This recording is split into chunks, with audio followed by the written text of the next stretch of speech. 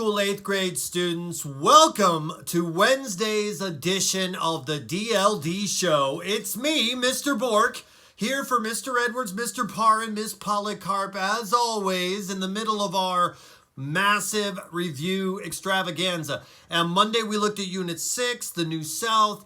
On Tuesday, yesterday, we looked at Unit 7, which was the Depression and the New Deal and the World Wars. And today, we're going to review a really big unit, Unit 8, Societal and Technological Changes in Georgia. And this was the one that led us up almost right till DLD instruction began. This unit finished right at the point that DLD began. So there's just some things that we need to look at, all right? So go ahead and download the PowerPoint, which is the DLD, the review, a Unit 8 review PowerPoint, okay? And there's also the questions on the study guide continuing on that will match this. And the first topic is about farm technology and about the population shift that happened in Georgia from the 1950s through the 2000s, where a lot of people in Georgia moved from rural areas where farm jobs had typically been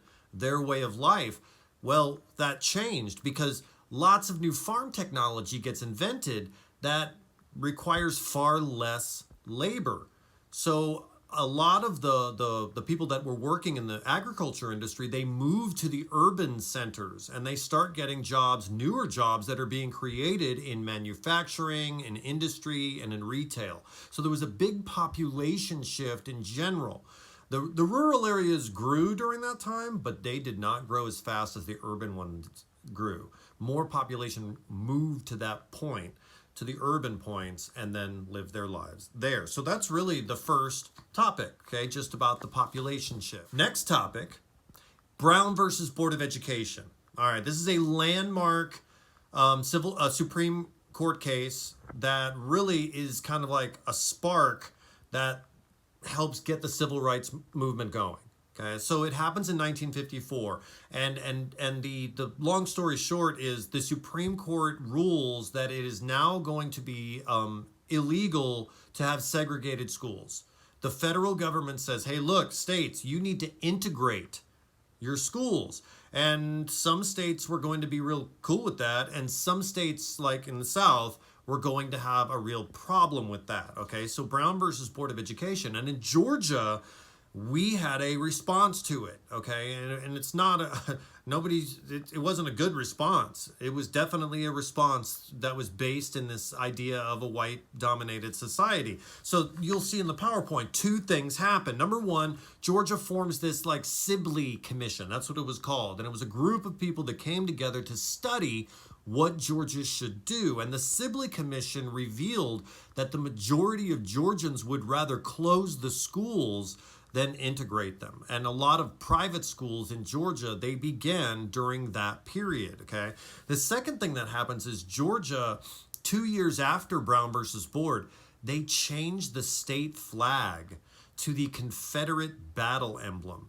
And this is done as a response to Brown versus Board. There's no other way to describe it than it was just a racist response because it was not the battle flag was not part of the Georgia state flag before that moment.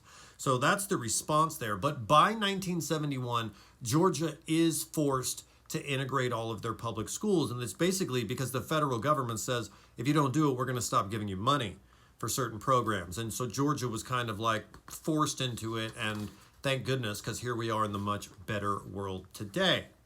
That takes us to two major civil rights leaders that we need to remember. There was a lot more, of course, that we learned this year, but if you're going to move on to the next stage in high school, remembering a couple of people, these are the two guys from the civil rights movement that would be great to know. Number one, Martin Luther King Jr., okay? Born in Atlanta, grew up in the 4th Ward. He was a Christian minister. He advocated the principles of nonviolence. He studied the teachings of Gandhi and the protests of Gandhi and used a lot of the ideas that Gandhi had. He was the leader of the Southern Christian Leadership Conference, the SCLC, okay? And they did a lot of the boycotts. They organized a lot of the boycotts and a lot of the protest marches during the civil rights movement. Martin Luther King Jr. helped organize the Montgomery bus boycott. He helped organize the Albany movement. He is at the March on Washington delivering the keynote speech, the famous speech, the I Have a Dream speech. And then, of course, he's assassinated in 1968. This is an incredible person to know and remember. And I know all of you came to us with a background knowledge of who MLK was.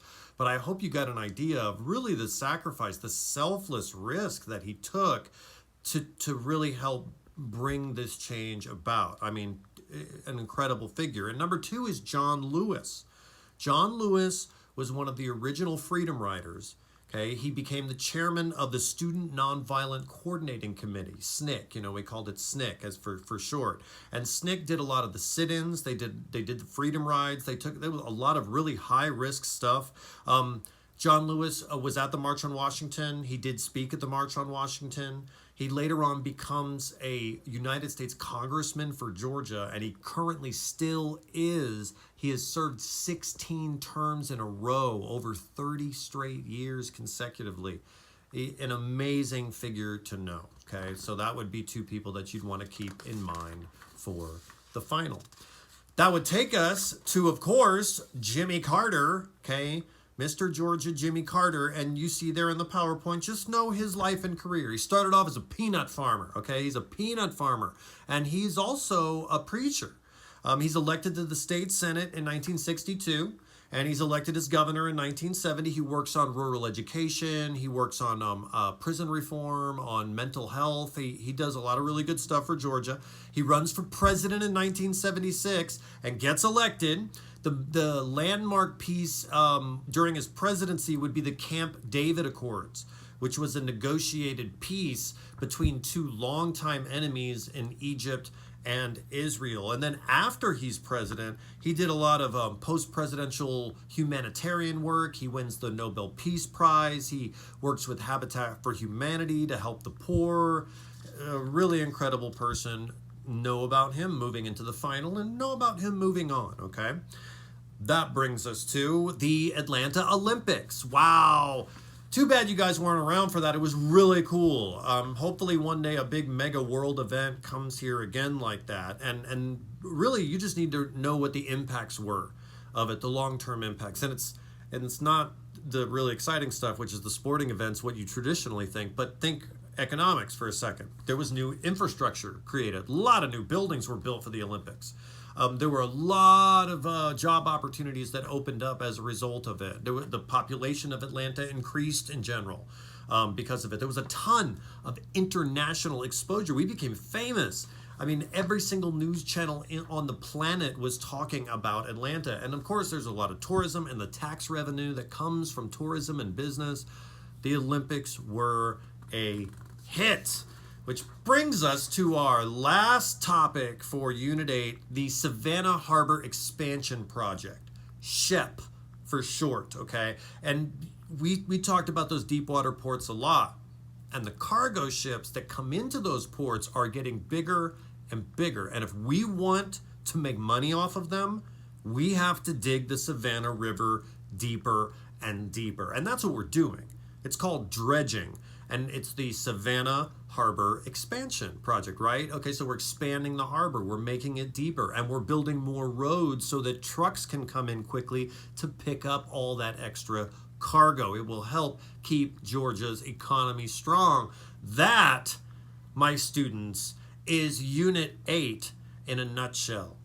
No, wait, you want to know? Help, I'm Unit 8 and I'm in a nutshell. That was a terrible joke. I'm sorry. Austin Powers joke. That's what you get here on the DLD show. It's time for our clue. Our celebrity clue, okay? Our clue this week is this celebrity knows an awful lot about the wheels on the bus, okay? Knows an awful lot about wheels on the bus. So Monday was... He's got between 1.5 and 3 million YouTube subscribers. Yesterday's was choo-choo, and today's is this celebrity knows a lot about the wheels on the bus. go on out there and do those study guide questions. There's USA test prep stuff ready for you as well, and we will catch you here tomorrow. We're going to be playing a game show on the DLD show that you can take part in at home, okay? Don't miss it. It's going to help you get ready for the final. This is Mr. Bork for Mr. Edwards, Mr. Parr, and Miss Polycarp. We'll catch you on the flippity flip on the intro.